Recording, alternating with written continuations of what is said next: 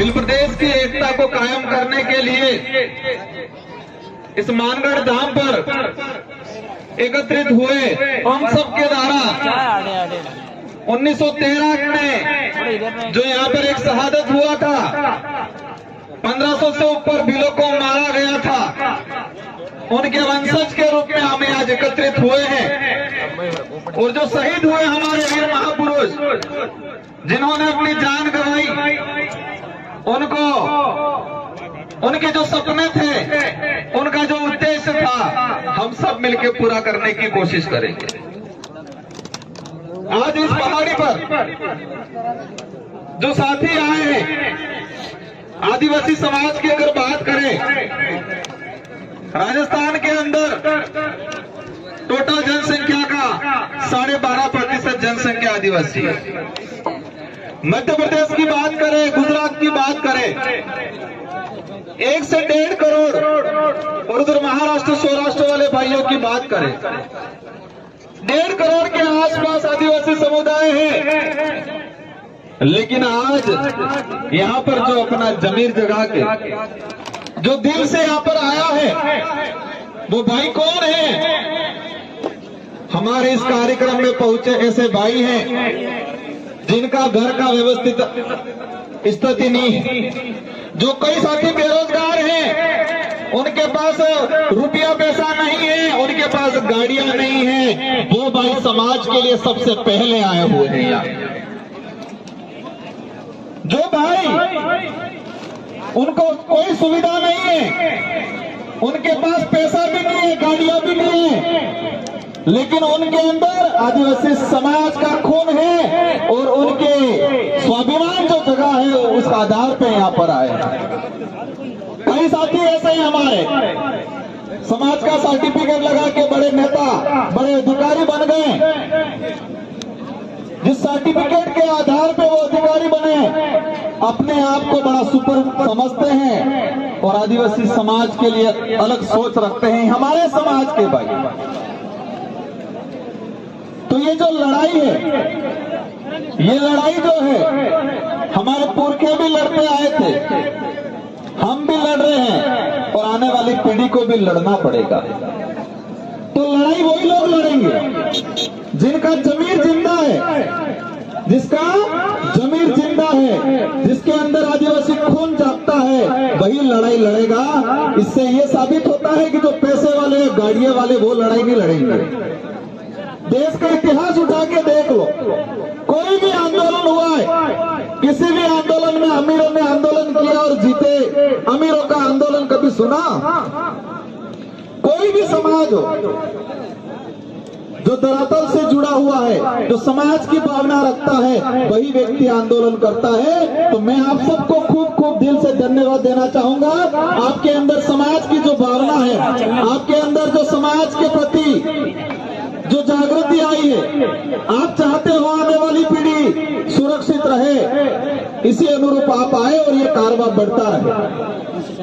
आज इस अवसर पे देश के अंदर हमारे समाज के साथ क्या हो रहा है, इससे पहले मैं कुछ बात बताना चाहूंगा।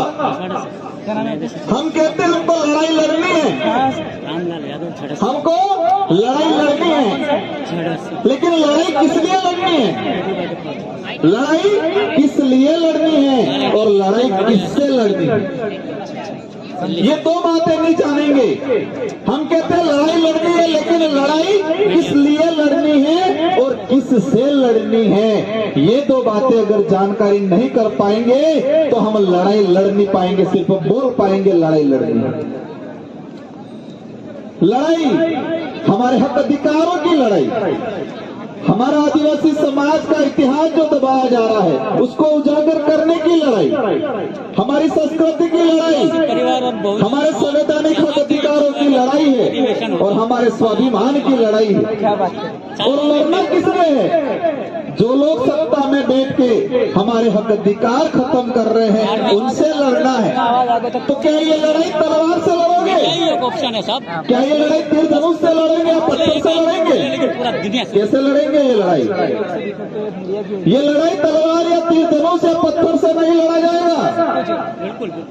ये लड़ाई इस देश के अंदर लोकतंत्र है और लोकतंत्र में हर 5 साल के अंदर जनता को पावर दिया है कि आपके पास जो चाबी है उस चाबी के माध्यम से आपके समाज के हक अधिकार की लड़ाई लड़ो। कैसे लड़ाई लड़नी है?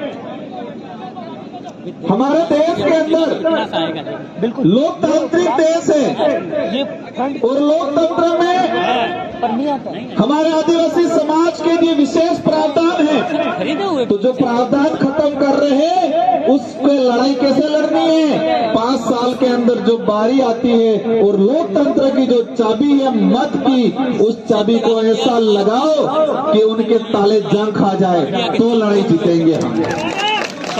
बाकी हम गालियां दे देंगे, कहीं रास्ते में पत्थर मार देंगे, कहीं तलवार लेके निकल जाएंगे, धनुष लेके निकल जाएंगे, ऐसे लड़ाई नहीं लड़ी जाएगी। गुजरात के भाई सौराष्ट्र वाले आए थे, एक दो साथी और मिले। हम गुजरात में गए थे विधानसभा चुनाव प्रचार में, कह रहे थे हम तो समाज ने छाती था बधु हारू थे, हम इस आदिवासी समाज ने हक अधिकार बल्ले लड़ा, लेकिन वोट तो भाजपा चालू पड़े इनके तक। लड़ाई क्या है? लड़ने किससे है वही नहीं पता है और लड़ाई लड़ने निकल जाएंगे। लड़ाई है क्या? लड़ने किससे है वो पहचान ही नहीं पा रहे हैं और हम लड़ाई लड़ने निकल जाएंगे तो वो लड़ाई जीत नहीं पाएंगे।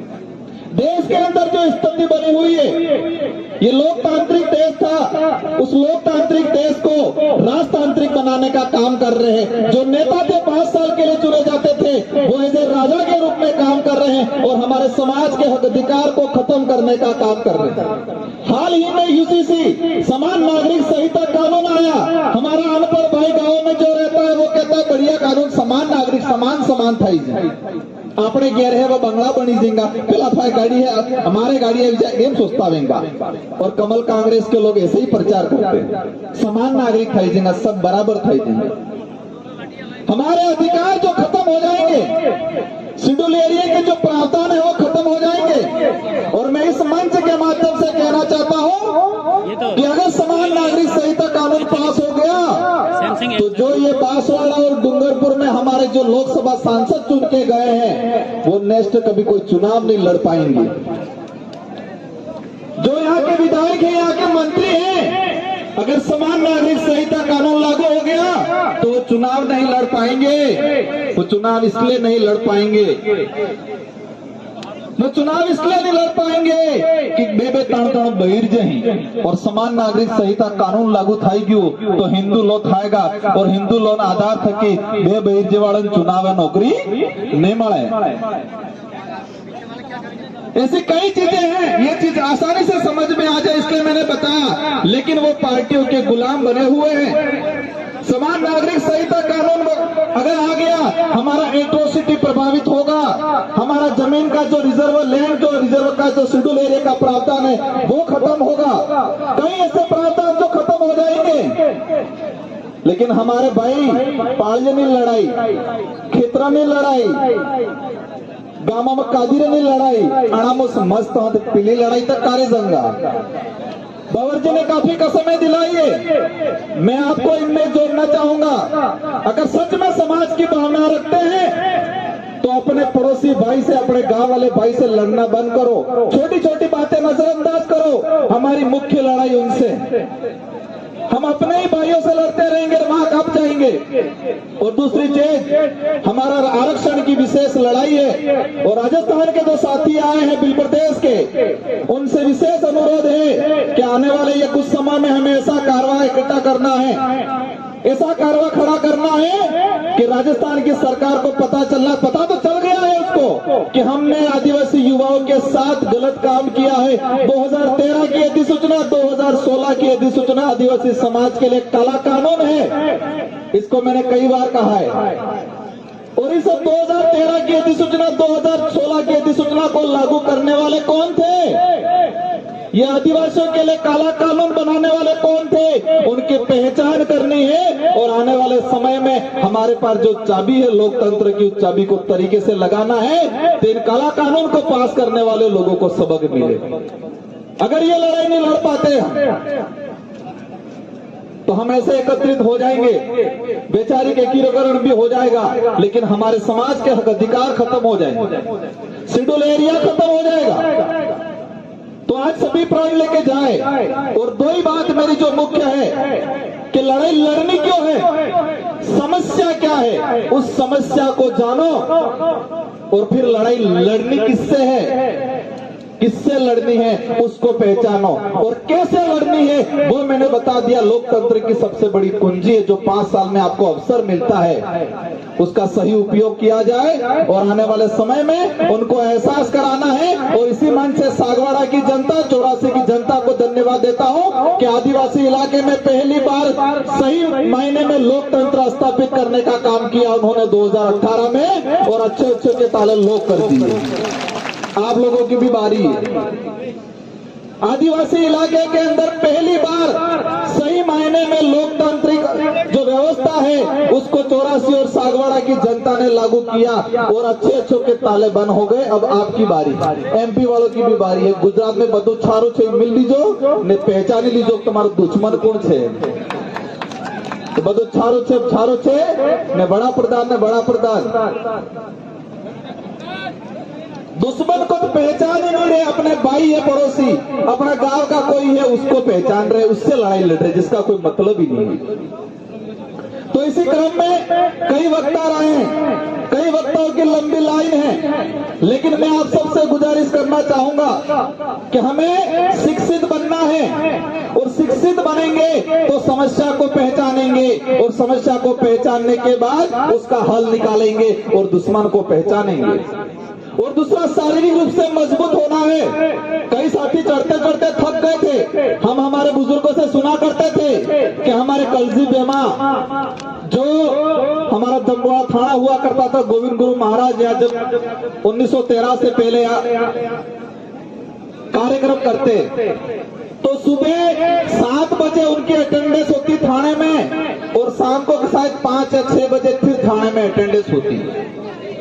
तो वो सुबह 7 बजे वहां अटेंडेंस करके यहाँ पर आते और शाम को 5 बजे अटेंडेंस यहाँ शाम को 5 बजे वापस जाके अटेंडेंस देते वहां थाने में। और पसे रात्रे पासा आता वेला 4 बजे उठी पासा भी जाता, अकला काटा था मैं डोंगरे सड़ते सड़ते थाकी गया।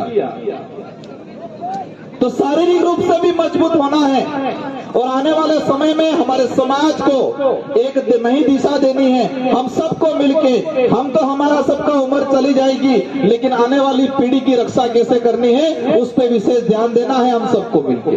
और हर समाज में एक बात ये ध्यान रखना, ये विचारधारा नेता बनाने के लिए नहीं खड़ी की थी।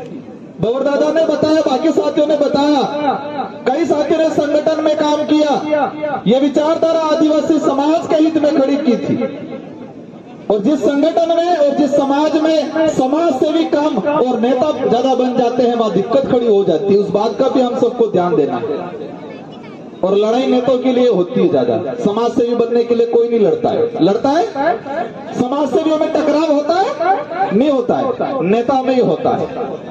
और हमारा पहली बार ये समाज एकत्रित हुआ है, पहली बार ये समाज एकत्रित हुआ है। हम सबकी जिम्मेदारी है इस कार्य को बनाए रखने की। अगर हमें अभी दिक्कत हो गई तो आने वाले 20-25 साल 50 साल तक ये समाज वापस एकत्रित नहीं हो पाएगा, उस बात का ध्यान रखना आपको। अगर अभी ये लड़ाई, कई लोगों को लगता है बिल प्रदेश कैसे बनेगा, मैं कहता हूं अगर ये कारवा ऐसे ही बढ़ता गया बहुत जल्दी 15 से 20 सालों के अंदर बिल प्रदेश बन जाएगा। हमारी नजरों के सामने बिल प्रदेश बनेगा। कई लोगों को सपना लगता होगा, लेकिन इस बात का भी ध्यान रखता है। संचालक महोदय शायद पास में आ रहे हैं। आप सबको खूब खूब जोहार। सभी शांतिपूर्वक तरीके से जाए। कुछ मैसेज मैंने ग्रुपों में डाले थे, उसका विशेष ध्यान दिया जाए। और हमारे शासन प्रशासन को भी, हालांकि पार्किंग में मुझे लगा शासन प्रशासन सिर्फ शो करने के लिए खड़ा किया था, ऐसा लगा, पार्किंग में ध्यान नहीं दिया जाता। एक अनिमेश खाट जो भी मेरे पास मैसेज आया, जिसका सीकर में इसकी डेथ हो गई, अभी तक कुछ नहीं हुआ। कार्तिक बिल सिरोही, उसको मार दिया गया, अभी तक कुछ नहीं हुआ। मध्य प्रदेश में पहले 2-3 मर्डर हुआ, अभी तक कुछ नहीं हुआ। वो क्यों नहीं हुआ? वो क्यों नहीं हुआ? वो इसलिए नहीं हुआ कि इन नेताओं को पता है ये समाज चुनाव आने के से पहले सब भूल जाता है। किसी चैनल में ये समाज चुनाव आने से पहले भूल जाता है, इसलिए उनका समाधान नहीं हुआ।